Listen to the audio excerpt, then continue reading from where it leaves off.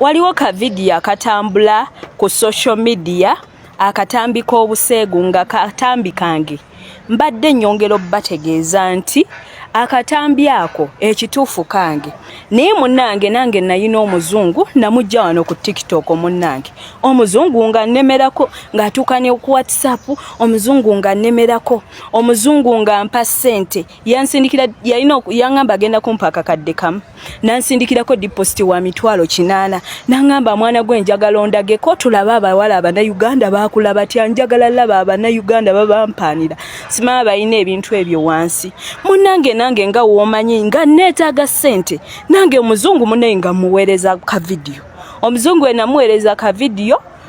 nga mpa ssente nga namwe mukimanyi kakati